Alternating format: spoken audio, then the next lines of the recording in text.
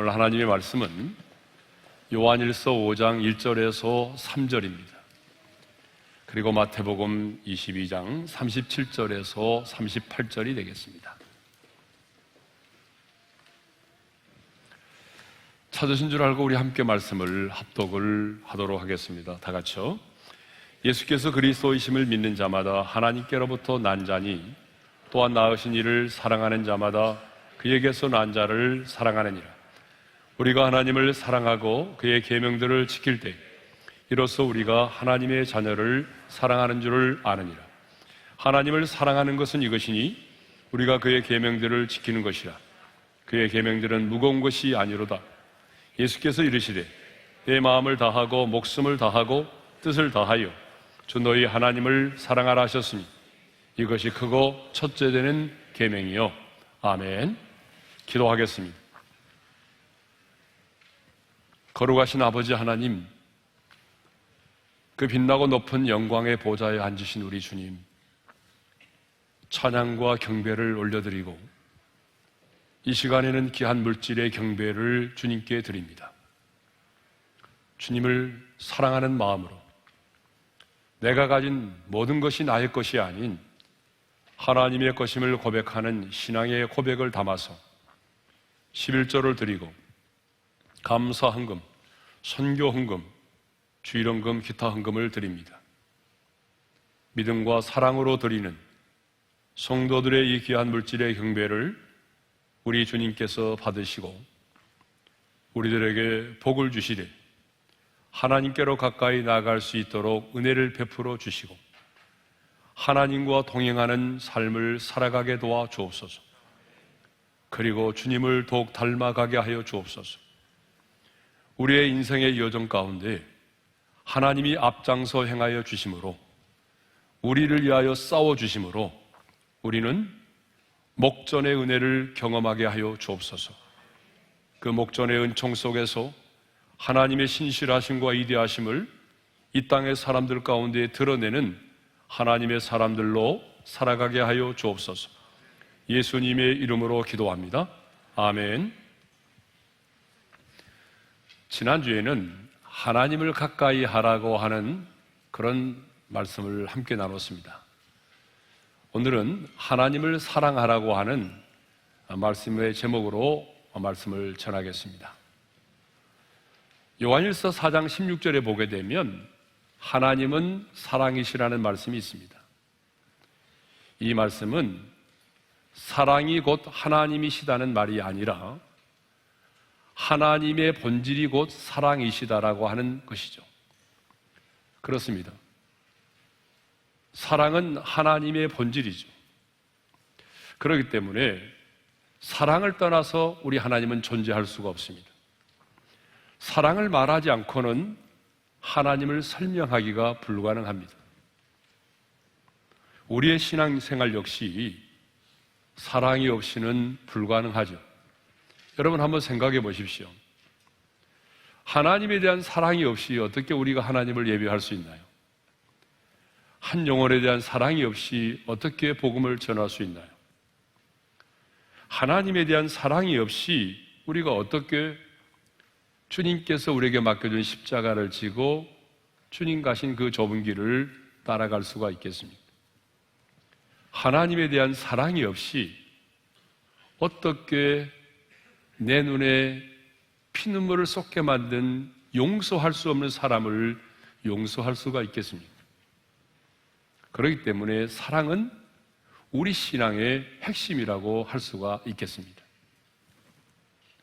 뿐만 아니라 사랑은 우리의 믿음의 성장의 기준이 되는 것입니다. 우리는 가끔 이런 말을 하죠. 참 믿음이 많이 성장한 것 같아요.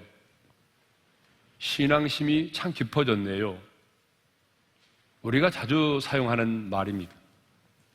그런데 내 믿음이 성장했다라고 하는 기준, 신앙심이 깊어졌다는 그 기준은 무엇이죠? 성경 공부를 열심히 하는 겁니까? 예배 출석을 잘하는 것입니까? 헌금 생활을 잘하는 것인가요? 승진과 봉사의 삶을 사는 것일까요? 틀린 말은 결코 아닙니다.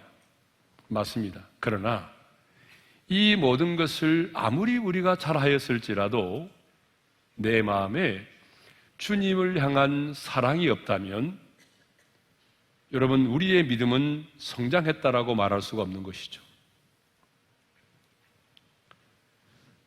왜냐하면 하나님을 사랑하는 것이 하나님이 우리에게 주신 가장 크고 첫째 되는 계명이 되기 때문이죠. 믿음의 성장은요, 내가 얼마나 교회를 오래 다니느냐에 따라서 결정되는 것이 아닙니다. 믿음의 성장은 내가 성경 공부를 통해서 얼마나 하나님을 지식적으로 많이 알고 있느냐와 관련되어 있지 않습니다. 믿음의 성장은 내가 이전보다 얼마나 주님을 더 사랑하고 있느냐, 얼마나 이전보다 더 주님께로 가까이 갔느냐, 얼마나 그 주님을 뜨겁게 사랑하고 있느냐, 주님에 대한 그 사랑이 우리의 믿음의 성장의 기준이 된다는 것이죠. 그래서 내 믿음이 얼마나 성장했느냐라고 하는 것은 내가 얼마나 주님을 사랑하고 있느냐에 달려 있습니다. 뿐만 아니라 모든 신앙생활의 동기는 바로 사랑입니다. 우리가 하는 모든 일에는 동기라고 하는 것이 있잖아요. 동기란 어떤 일을 하게 만드는 힘을 말하죠. 공부하는 학생에게도 동기가 필요하죠. 직장 생활을 하는 사람에게도, 신앙 생활을 하는 사람에게도 동기가 필요합니다. 그래서 동기부여가 중요하다고 하잖아요. 예. 그렇다면 여러분의 신앙 생활의 동기는 무엇입니까?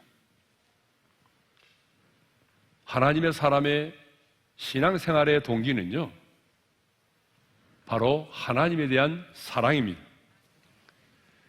신앙생활은 취미가 아닙니다, 여러분. 신앙생활은 여가선용이 아닙니다. 신앙생활은 내 자신을 부인하고 주님께서 내게 맡겨준 그 십자가를 지고 주님 가신 그 길을 따라가는 것이 신앙생활입니다. 그렇다면 우리로 하여금 내 자신을 부인하게 만들고 주님께서 내게 맡겨주신 그 십자가를 치고 그 좁은 길을 따라가게 만드는 힘은 무엇일까요? 그것이 바로 하나님에 대한 사랑이 아니겠습니까? 그래서 부활하신 주님은요, 자신의 사명을 잃고 다시 갈릴리 바다로 가서 고기를 잡고 있던 베드로에게 이렇게 물으셨습니다. 요한의 아들 시몬아, 내가 나를 사랑하느냐? 주님은 베드로에게 너 그동안 건강하냐? 네가 얼마나 건강하느냐? 너 믿음이 있느냐? 너 업으로서의 지식이 있느냐? 여러분, 이런 걸 묻지 않으셨어요. 주님이 베드로에게 물으셨던 것은 네가 얼마나 나를 사랑하느냐를 물으셨습니다. 여러분, 왜 주님은 베드로에게 네가 나를 사랑하느냐라고 물으셨을까요? 주님에 대한 사랑이 없이는 사람을 낚는 업으로서의 사명을 감당할 수가 없기 때문이죠. 주님에 대한 사랑이 없이는 주님께서 맡기신 양을 먹일 수도 없고 그리고 칠 수도 없기 때문이죠. 주님에 대한 사랑이 없이는 주님께서 맡겨준 사명 감당할 수가 없고 주님 가신 그 길을 따라갈 수가 없기 때문입니다. 우리가 조금 남보다 배우지 못했어도요, 또 가난할지라도 또 어떤 육체적인 질병을 가지고 있어도 다른 일들은요 얼마든지 할 수가 있습니다. 그러나 주님께서 우리에게 맡겨준 사명을 감당하는 일, 주님 가신 길을 따라가는 이 일, 다른 말로 말하면 신앙생활은요 주님을 사랑하지 않고는 결코 할 수가 없는 것이죠.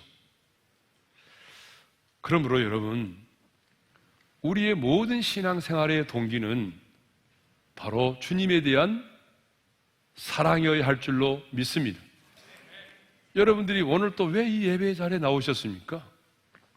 여러분들이 왜 남들이 싫어하는 주차로서 봉사하고 토요일마다 나와서 교회 청소하고 순장과 목자로 콰이어로 왜 남들이 하지 않은 그 일에 여러분이 많은 재정과 여러분의 시간을 쏟아부으면서 헌신하십니까? 남들이 알아주기 위해서요? 봉사 점수를 얻으려고요? 아니죠. 주님을 사랑하기 때문에, 내가 주님을 사랑하기 때문에 그렇게 헌신하고 봉사하는 것이죠.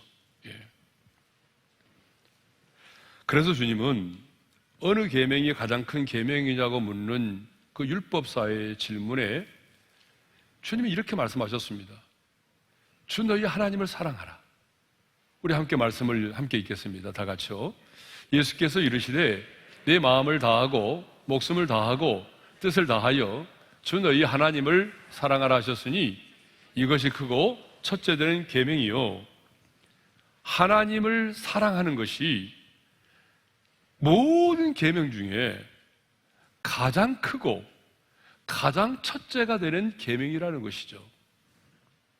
그런데 하나님을 사랑하되 어떻게 사랑하라고 말합니까? 마음을 다하고, 다하면은요 목숨을 다하고, 다하면은요 뜻을 다하여, 누가복음에서는 힘을 다하여, 똑같은 말이죠. 그렇게 주님을 사랑하라는 거죠. 이 다하여라고 하는 말이 무려 3번이나 반복해서 나오죠. 이 다한다라고 하는 말이 뭐죠? 모든 것을 건다는 거예요. 그러니까 내 자신의 전 존재를 쏟아부어서 그렇게 하나님을 사랑하라는 거죠. 왜 주님은 마음을 다하여 하나님을 사랑하라고 했을까요? 사랑은요 머리로 하는 것이 아니에요. 사랑은 지식으로 하는 게 아닙니다. 사랑은 가슴으로 하는 거예요. 마음으로 하는 거잖아요. 그래서 우리도 사랑을 표현할 때는, 표시할 때는 이 마음을 상징하는, 우리의 가슴을 상징하는 하트 모양으로 그렇게 표시하지 않습니까? 여러분, 어머니가요 자식을 사랑할 때 어떻게 사랑하죠? 어머니는 자식을 사랑할 때 머리로 사랑하지 않아요. 지식으로 사랑하지 않아요. 여러분, 마음으로 사랑합니다. 마음으로 사랑하는 거예요. 내 자녀가 밤새도록 열이 나면 잠을 이루지 못하고 수건에 물을 적셔서 이마를 적셔서 열을 내리게 하면서 밤을 꼬박 지새우시는 분이 어머니 아니에요? 그게 지식의 사랑이 아니잖아요. 마음으로 하는 사랑이잖아요. 저희 집에 손녀가 와 있어요. 그런데 이 손녀가요 시도 때도 없이 숨바꼭질 한다고 그랬잖아요. 커튼 뒤에 숨어라, 문 뒤에 숨어라. 한두 번이 아니에요. 계속 한 번 더 하는 거예요. 예. 근데 제가 하잖아요. 예. 커튼 뒤에 숨잖아요. 문 뒤에 숨어 있어요. 예. 그것만이 아니에요. 요즘에는 복도에서 막 기면서 자기를 따라서 기어오라는 거예요. 근데 제가 이 몸으로 막 기어가잖아요. 왜 그럴까요? 마음으로 사랑하니까 가능하죠. 제가 지식으로 사랑한다면 호통을 치죠. 너 어른한테 그러면 안 돼. 너 그러면 매매하는 거야? 안 돼. 호통을 치겠죠.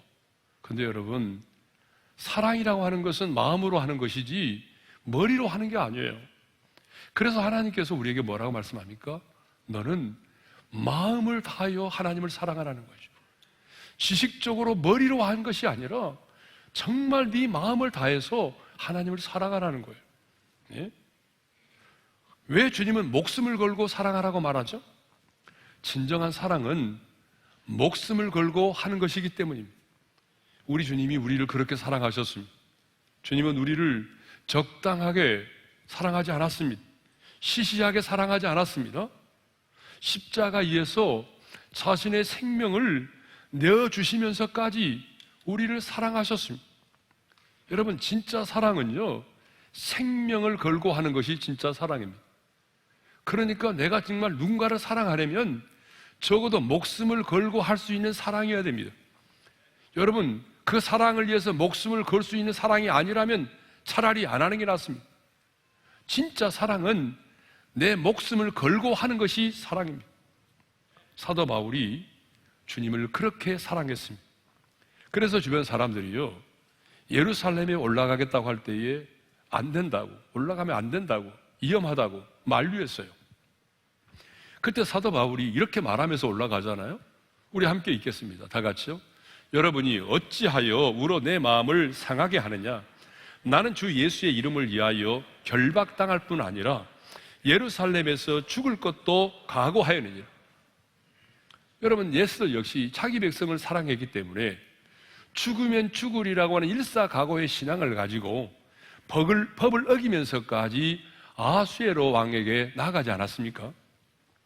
진짜 사랑은요, 이렇게 생명을 거는 것입니다. 또 주님은 뜻을 다하여 하나님을 사랑하라고 했습니다. 이 뜻을 다한다, 힘을 다한다는 말은 무슨 말인가 하면 내 모든 생각과 의지를 다 동원해서 주님을 사랑하라는 거예요.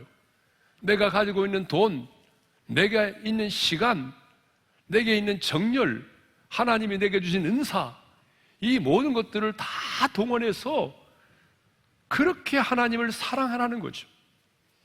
여러분, 우리 하나님은 철학자의 하나님이 아닙니다. 우리 하나님은 또한 학문의 대상으로서의 하나님도 아닙니다. 우리 하나님은 우리가 영원토록 사랑해야 될 하나님이십니다. 그렇기 때문에 우리는 우리의 마음과 우리의 뜻과 우리의 힘과 목숨을 다하여 하나님을 사랑해야 할 줄로 믿습니다. 그러면 여러분, 누가 하나님을 사랑합니까? 아무나 하나님을 사랑하는 게 아닙니다, 여러분. 예?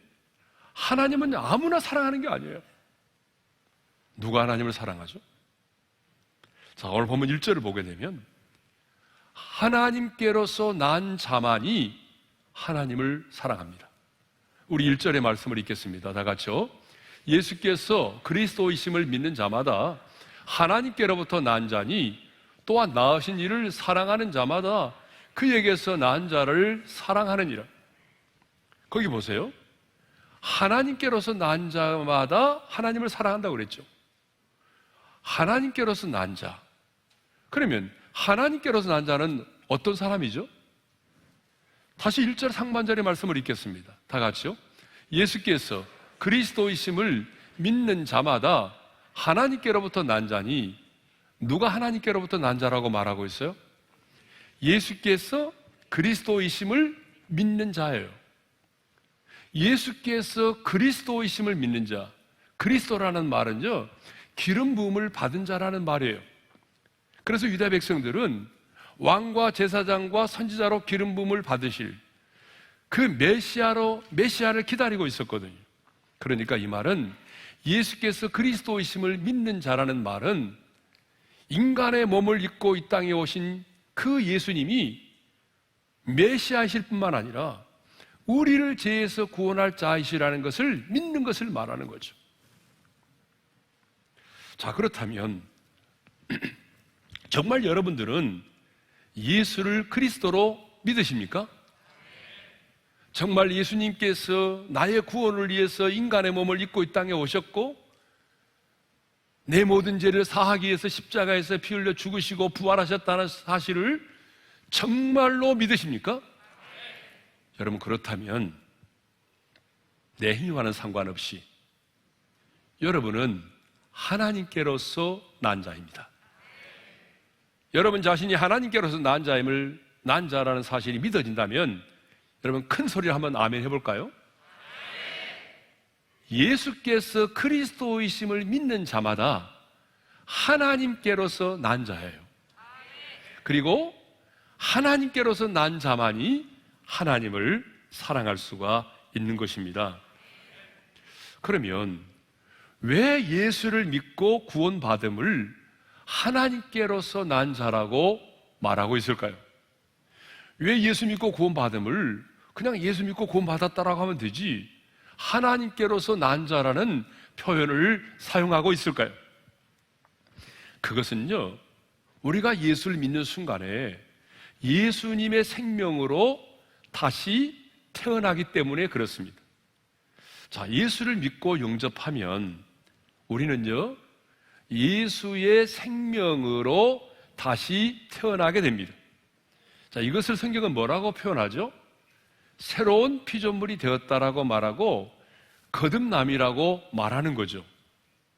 그래서 예수님은요, 니고데모와 말씀하시면서 사람이 거듭나지 아니하면 하나님의 나라를 볼 수도 없고 하나님의 나라에 들어갈 수도 없다라고 말씀하셨어요. 자, 요한복음 3장 3절과 5절의 말씀을 읽겠습니다. 시작. 진실로 진실로 내게 이르노니 사람이 거듭나지 아니하면 하나님의 나라를 볼 수 없느니라. 사람이 물과 성령으로 나지 아니하면 하나님의 나라에 들어갈 수 없느니라. 이 거듭난다는 말은 직역을 하게 되면 이로부터 난다는 말입니다. 땅에서 나는 것이 아니라 이로부터 난다. 다시 말하면 하나님의 생명으로 다시 태어난다, 그런 얘기거든요. 그러면 왜 우리는 다시 태어나야 할까요? 그것은 아담의 후손으로 태어난 내 영혼이 허물과 죄로 죽어 있기 때문입니다. 그렇습니다. 우리가 이제 부모를 통해서 이 땅에 태어났는데 부모님이 내게 물려주신 생명은 영적으로는요, 이미 죽어 있는 상태고 육체적으로는 몇 년을 살지는 모르지만 언젠가는 죽을 수밖에 없는 그런 존재입니다. 그런데 내가 예수를 믿으면 예수의 생명으로 다시 born again, 다시 태어나게 되어 있습니다. 그러면 그 예수의 생명은 어떤 생명일까요? 죄와는 무관하고 죽음을 이기시고 부활하신 생명입니다. 여러분, 예수님이 이 땅에 오실 때에 우리와 같은 방식으로 인간이 되지 않았습니다. 성령으로 잉태되어 오셨습니다. 마리아의 자궁만을 빌려서 여인의 후손으로 오셨다, 그 말이죠. 왜 그럴까요? 아담으로부터 올라오는 죄성을 갖지 않기 위해서입니다. 그러니까 예수님의 생명은 죄와는 무관하고 그리고 죽음을 이긴 부활의 생명입니다. 그래서 우리가 예수를 믿게 되면 그 죄와는 무관하고 죽음을 이긴 그 부활의 생명으로 내가 죽었던 내 영혼이 다시 살아나는 것이죠. 예수의 생명으로 내가 다시 태어나게 되는 것이죠. 그래서 사도 요한은요, 요한일서 5장 11절과 12절에서 이렇게 말하고 있어요. 읽겠습니다. 시작. 하나님이 우리에게 영생을 주신 것과 이 생명이 그의 아들 안에 있는 그것이니라. 아들이 있는 자에게는 생명이 있고 하나님의 아들이 없는 자에게는 생명이 없느니라. 아니, 멀쩡히 살아있지만, 살아있어요. 그렇지만 하나님의 아들이 그 마음에 없는 자, 예수님을 영접하지 않는 자는요, 안타깝게도 생명이 없다는 얘기죠.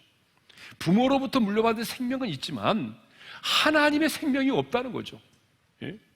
그러니까 기독교는 엄밀하게 말하면 종교가 아니에요. 기독교는 생명입니다. 이렇게 우리가 예수를 믿게 되면 하나님께로부터 난 자가 되는 것이죠. 왜 우리가 하나님을 사랑해야 됩니까? 내가 하나님을 사랑해야 되는 가장 큰 이유는요, 하나님께서, 주님께서 당신의 생명으로 나를 낳으셨기 때문입니다. 여러분, 왜 자식이 부모를 공경하고 사랑합니까? 본능적으로 자식은 부모를 공경하고 사랑합니다. 왜요? 그 부모가 당신의 생명으로 나를 낳으셨기 때문이죠.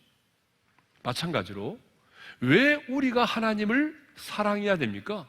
그것은 예수님께서 당신의 생명으로 저와 여러분들을 이 땅에 다시 태어나게 하셨기 때문입니다. 그러면 하나님을 사랑한다는 것은 이제 구체적으로 무엇인지를 살펴보도록 하겠습니다. 하나님은 영이시기 때문에 눈에 보이지 않는데 그 눈에 보이지 않는 영이신 하나님을 우리는 어떻게 사랑할 수 있을까요? 첫째로, 눈에 보이는 형제를 사랑하는 것입니다. 자, 오늘 보면 1절의 말씀을 다시 한번 읽겠습니다. 다 같이요. 예수께서 그리스도이심을 믿는 자마다 하나님께로부터 난 자니 또한 낳으신 이를 사랑하는 자마다 그에게서 난 자를 사랑하느니라. 자, 하나님께로부터 난 자는 누구를 사랑한다고 그랬습니까? 그에게서 난 자를 사랑한다고 그랬어요. 그러면 여기서 그에게서 난 자는 누구죠? 바로 나와 동일하게 하나님의 생명으로 난 자를 말하죠. 나와 동일하게 예수를 믿은 바로 믿음의 형제를 가리키는 것입니다.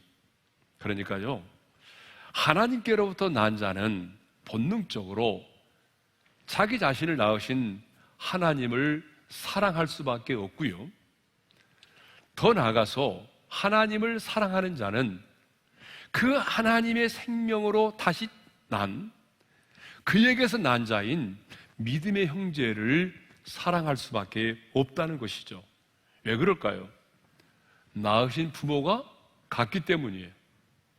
나와 동일한 생명으로 태어났기 때문이죠. 그래서 성경은요, 끊임없이 하나님을 사랑하는 자는 형제를 사랑할 수밖에 없다는 것을 여러 곳에서 말씀하고 있어요. 우리 대표적으로 요한일서 4장 20절의 말씀을 읽겠습니다. 시작. 누구든지 하나님을 사랑하노라 하고 그 형제를 미워하면 이는 거짓말하는 자니 보는 바 그 형제를 사랑하지 아니하는 자는 보지 못하는 바 하나님을 사랑할 수 없느니라. 자, 누구든지라는 말이 강조되고 있어요. 누구든지 하나님을 사랑하노라 하고 하나님을 사랑하노라 하면서 눈에 보이는 그 형제를 미워하는 자가 있다면 그는 거짓말쟁이라는 거예요. 근데 누구든지라는 말이 있잖아요. 누구든지. 이 말은 예외가 없다는 얘기잖아요. 예외가 없이.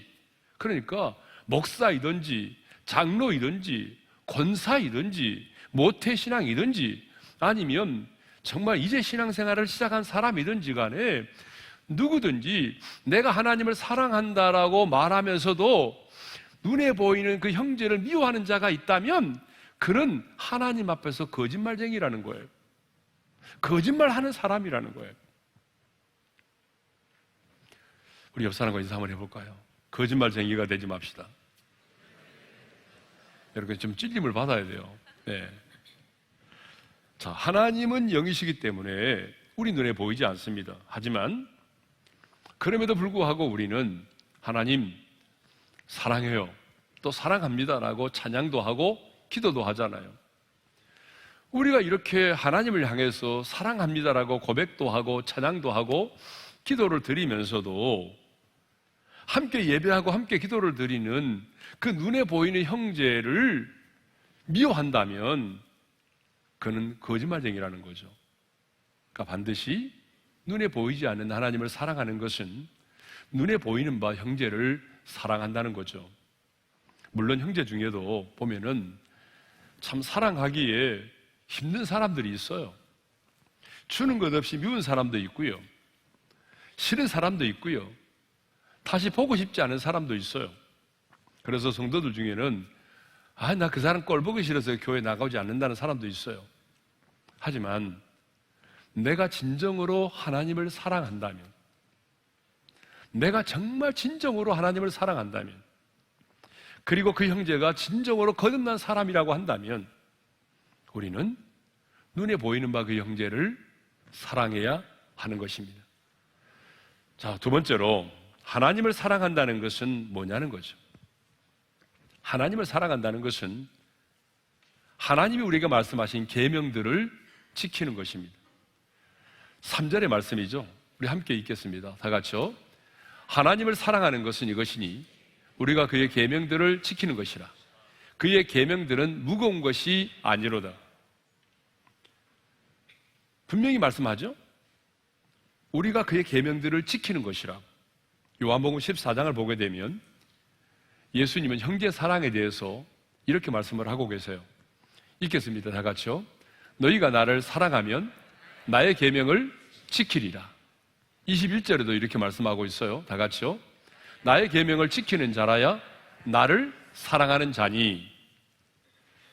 자, 주님은 여기서 나를 사랑하라고 말하지 않으시고, 말씀하지 않으시고, 나의 계명을 지키라고 말씀을 하십니다.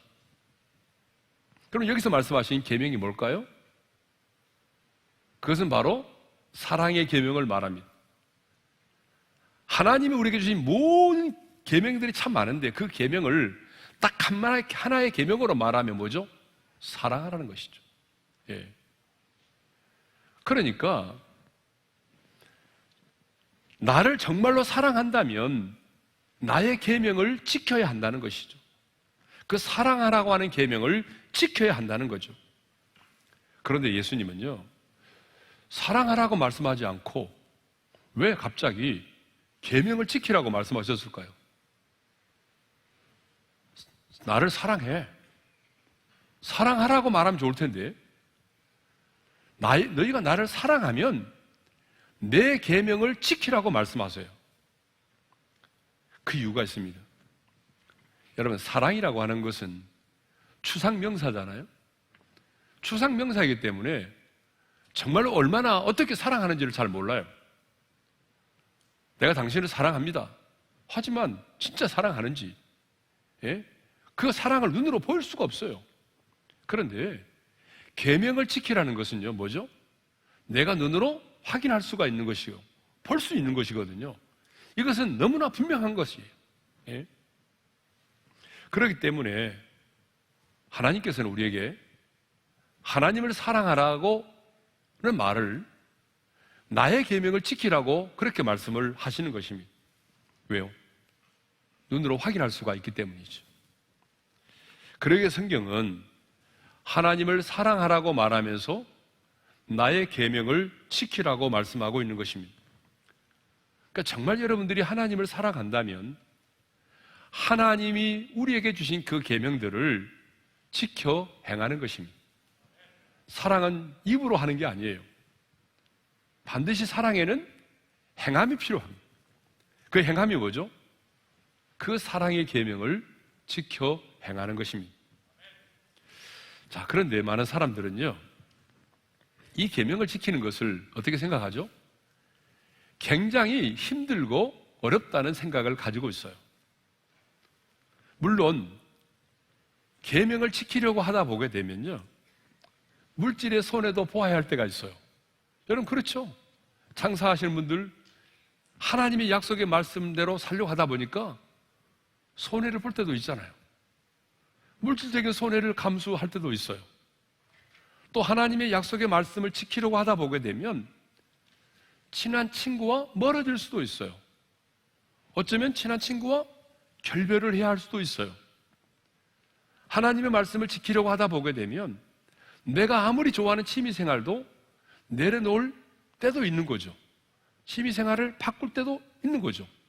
심지어는요, 하나님의 말씀대로 지키려고 하다 보니까 정말 내가 다니던 직장도 그만둬야 될 때가 있거든요.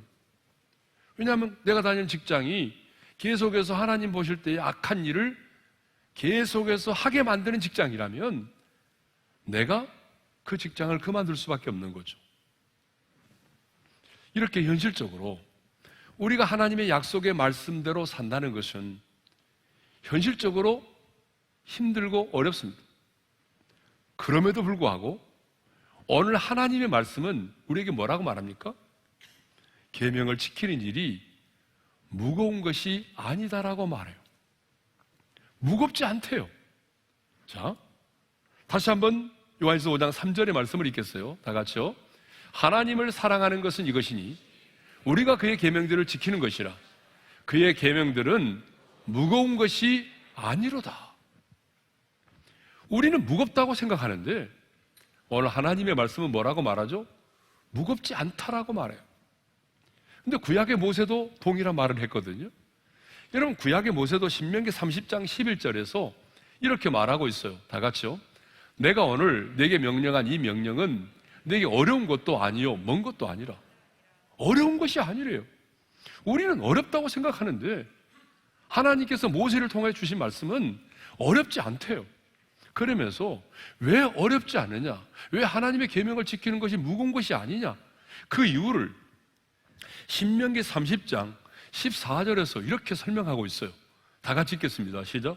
오직 그 말씀이 내게 매우 가까워서 내 입에 있으며 내 마음에 있은즉 내가 이를 행할 수 있느니라. 여러분, 이 말씀이 굉장히 중요한 말씀이에요. 하나님의 말씀이 내게 매우 가까워서 하나님의 말씀이 내 입에 있고 하나님의 말씀이 내 마음에 있으면 이 명령 지키는 게 어렵지 않대요. 무겁지 않대요. 그러니까 중요한 것은 뭐예요? 내 마음에 하나님의 말씀이 있게 하는 것이죠. 내 입술에 하나님의 말씀이 있게 하는 것이죠. 중요한 것은 하나님의 말씀이 내게로부터 멀리 있는 것이 아니라 가장 내게 가까이 있게 만드는 거예요. 여러분, 이 말씀을 반대로 생각한다면 말씀이 내 마음과 입술에서 멀리 떨어져 있으면 그 말씀이 내게는 굉장히 무거운 짐으로 다가올 수밖에 없다는 거죠. 하나님의 말씀이 내 입과 내 마음에서 멀리 떨어져 있으면 이 명령을 지키기가 너무 힘들다는 것이죠. 그러므로 정말 중요한 것은 하나님의 말씀이 내게 가까이 있게 하는 거예요. 그러면 어떻게 하면 하나님의 말씀을 내게 가까이 할 수 있을까요? 이게 중요한 거예요. 오늘 설교의 적용의 키포인트가 바로 여기 있어요. 하나님의 말씀을 내가 어떻게 하면 가장 가까이 있게 할 수 있느냐는 거죠. 어떻게 하면 하나님의 말씀을 내 입술과 내 마음에 있게 할 수 있느냐는 거죠. 그것은 내가 하나님을 사랑하는 거예요. 하나님을 사랑하면요, 그 어떤 계명도 무거운 짐이 되지 않아요. 야곱을 보십시오. 야곱은 자신이 사랑했던 그 라헬이라는 여인을 얻기 위해서요, 애삼촌 라반의 집에서 7년을 봉사했어요. 그런데 이렇게 말하잖아요. 읽겠습니다. 다 같이요. 그를 사랑하는 까닭에 7년을 며칠같이 여겼더라. 여러분, 남의 집에서 양떼를 치면서 봉사한다는 게 쉬운 게 아니거든요. 근데 7년이요, 며칠처럼 지나갔다는 거예요. 왜요? 사랑하는 까닭에. 내가 너무나 라헬이라는 여자를 사랑했기 때문에 7년이라는 세월이 그냥 며칠처럼 지나가고 말았다는 거죠. 그러니까 여러분, 문제는 뭐예요? 사랑입니다. 사랑하면 힘들지 않아요. 사랑하면 하나님의 말씀이 짐으로 여겨지지 않아요. 여러분, 사랑하는 사람이 보낸 편지는 한 번 읽고 쓰레기통에 던지지 않아요. 정말 내가 사랑하는 사람이 보낸 편지라면 우리는 밤새도록 또 읽고 그 다음날 또 읽고 또 그 편지를 읽고 하는 거죠. 예? 그런데 이 성경이 뭐예요? 하나님이 우리에게 보내주신 사랑의 편지잖아요.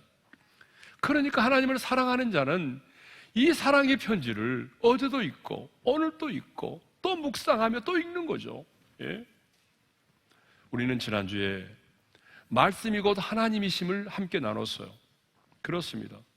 말씀이 곧 하나님이십니다. 그렇다면 내가 하나님을 사랑하는 것이 뭐예요? 말씀을 사랑하는 것이죠. 그래서 시편 기자는 이렇게 고백했어요. 시편 119편 97절입니다. 다 같이요. 내가 주의 법을 어찌 그리 사랑하는지요. 내가 그것을 종일 작은 소리로 읊조리나이다. 하나님의 말씀을 너무나 사랑했기 때문에 종일 그 하나님의 말씀을 작은 소리로 읊조린다는 거예요. 내 입에서 떠나지 않도록 종알종알 거린다는 거죠. 그러면서 묵상한다는 거 아니겠습니까?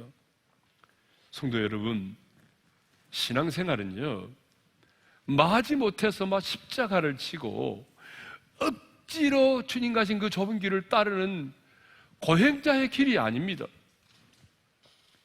과거 율법 아래 있었던 사람들은 고행을 하는 수도승처럼 그렇게 신앙생활을 해왔어요. 613가지의 계명을 만들어 가지고 그것을 사람들 어깨에 지어주고 그것을 지키도록 강요했어요. 근데 여러분, 그것은 종교 생활이지 주님이 원하시는 신앙생활이 아니에요. 똑같은 신앙생활을 해도 종교 생활을 하는 사람이 있어요. 주님은 종교 생활을 하는 거 원하지 않아요. 신앙생활을 원하십니다. 우리의 신앙의 출발은 뭐죠?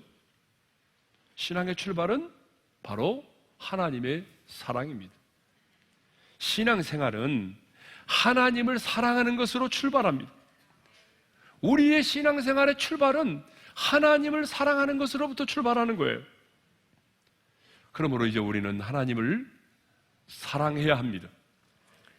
왜냐하면 하나님에 대한 사랑이 우리의 신앙의 핵심이기 때문에 그렇습니다. 뿐만 아니라 우리 하나님을 향한 우리의 사랑이 우리의 신앙의 성장의 기준이 되기 때문입니다. 뿐만 아니라 하나님을 향한 우리의 사랑이 우리의 모든 신앙생활의 동기가 되기 때문에 그렇습니다. 그러므로 우리는 하나님을 사랑하되 어떻게 사랑해야 됩니까? 내 마음을 다하고 목숨을 다하고 내 뜻과 힘을 다하여 하나님을 사랑해야 합니다. 아무나 하나님을 사랑할 수 있는 게 아니죠. 누가 하나님을 사랑합니까? 하나님께로서 난 자, 예수께서 그리스도이심을 믿는 자마다, 예수께서 그리스도이심을 믿는 자만이 하나님을 사랑할 수 있는 것입니다. 그러니까 하나님을 사랑할 수 있다는 것은 저와 여러분에게 주어진 영광스러운 특권입니다. 하나님을 사랑한다는 것은 말이 아니죠. 하나님을 사랑한다는 것은, 눈에 보이지 않는 그 하나님을 사랑한다는 것은 곧 눈에 보이는 바 그에게서 나신 믿음의 형제를 사랑하는 것입니다. 그리고 그가 주신 계명을 지켜 행하는 것입니다. 그리고 하나님의 말씀을 가까이 하면 그 계명은 결코 우리에게 무거운 짐이 아닙니다. 주신 말씀 마음에 새기면서 우리 찬양을 드리겠습니다. 사랑합니다 나를 찾아 삼으신 주 사랑합니다.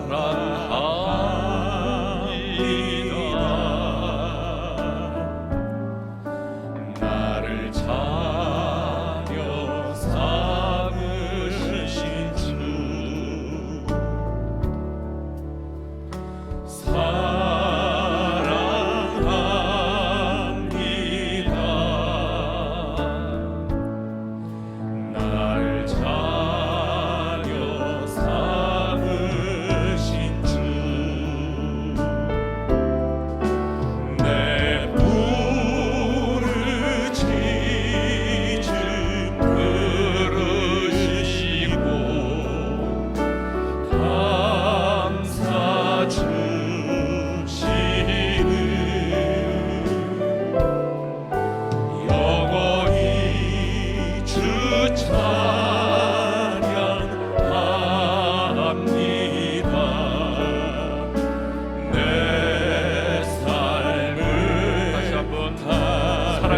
나를 찾아 삼으신 주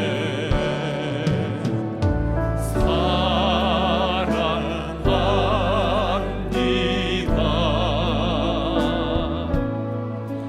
나를 찾아 삼으신 주 주님 사랑합니다. 사랑합니다.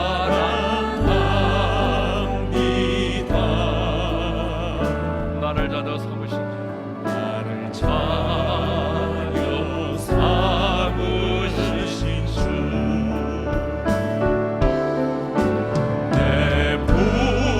주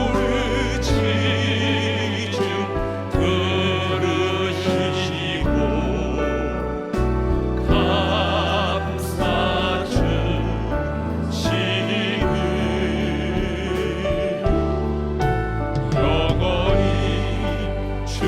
찬양합니다.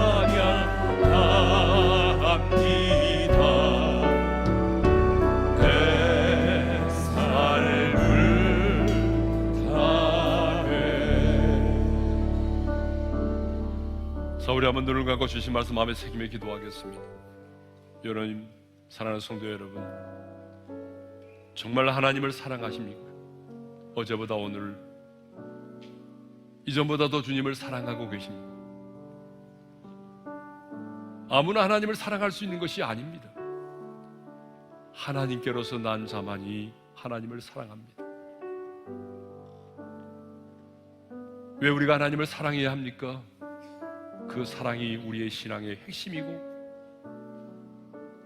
내 믿음이 성장했다는 기준이 되는 것이고 우리의 모든 신앙생활의 동기가 되는 것입니다.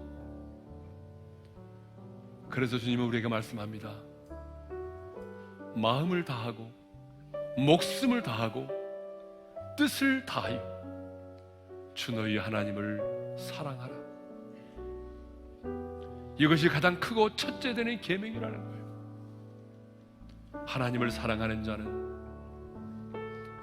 눈에 보이지 않는 그 하나님을 사랑하는 자는 눈에 보이는 바 그에게서 난 자인 믿음의 형제를 사랑하는 것입니다. 하나님을 사랑하는 것은 바로 그의 계명들을 지키는 것이고 하나님을 사랑하는 자에게는 그 계명이 결코 무거운 것이 아닙니다. 캐나다의 패드스톤이라고 하는 믿음 좋은 자매가 있었습니다. 설암에 걸렸어요. 의사가 그의 혀를 자르려고 합니다. 이제 이 혀를 자르면 당신은 이제 말을 할 수가 없습니다. 마지막으로 당신이 하고 싶은 말이 있다면 하세요. 그때 그 자매는 머뭇거리지도 않고 이렇게 말했습니다. 주님, 제가 당신을 사랑합니다. 여러분, 이것은 하나님의 사랑을 입고 이 땅을 살아가는 하나님의 사람들이 주님께 드릴 수 있는 최고의 고백인 것입니다. 이 시간 이전보다도 하나님을 사랑하는 자가 되게 해달라고, 눈에 보이는 바 그 형제를 사랑할 수 있게 해주시고 계명들을 지킴으로 하나님을 사랑할 수 있게 해주시고 하나님을 사랑하기에 그 계명이 내게 무거운 짐이 되지 않게 해달라고. 오늘도 우리가 마스크를 쓰고 있기 때문에 부르짖어 기도하지 않지만 작은 목소리로 기도하지만 간절히 기도하기를 원합니다. 기도하겠습니다. 아버지 하나님, 오늘도 우리에게 하나님을 사랑하라고 하나님께서 말씀을 주셨으니 감사합니다. 마음을 다하고 목숨을 다하고 뜻을 다하여 하나님을 사랑할 수 있기를 원합니다. 이 하나님을 사랑함이 나의 신앙생활의 핵심이고 이 하나님을 사랑함이 나의 믿음의 성장의 기준이 될 뿐만 아니라 이 하나님을 향한 이 사랑이 나의 신앙생활의 모든 동기가 될 줄로 믿습니다. 하나님을 사랑하기 때문에 예배의 자리에 나가게 하여 주시고 하나님을 사랑하기 때문에 하나님이여 성경과 봉사의 삶을 살아가게 도와주시고 하나님을 사랑하기 때문에 용서할 수 없는 사랑까지라도 용서할 수 있는 자가 되기를 원합니다. 눈에 보이지 않는 하나님을 사랑하는 것은 바로 하나님께로서 난 자인 눈에 보이는 바 그 형제를 사랑하는 것인 줄로 믿습니다. 사랑하는 우리 오늘의 모든 성도들이 눈에 보이지 않는 하나님을 사랑하기에 하나님의 눈에 보이는 그 형제를 사랑할 수 있도록 도와주시기를 원하고 하나님께서 내게 주신 그의 계명들을 지켜 행하기를 원합니다. 하나님을 사랑하기에 하나님의 말씀을 내 입에 가까이 두게 하시고 하나님의 말씀을 내 마음에 두게 해주셔서 하나님이 결코 이 계명이 무거운 짐이 아닌 사랑하기 때문에 내가 그 하나님의 계명을 지켜 행할 수 있는 우리 모두가 되게 하여 주옵소서. 이제는 우리 주 예수 그리스도의 은혜와 하나님 아버지의 영원한 그 사랑하심과 성령님의 감동, 감화, 교통하심 이전보다 더 뜨겁게 하나님을 사랑하기를 소망하는 모든 지체들 위해 이제로부터 영원토록 함께 하시기를 축원하옵나이다. 아멘.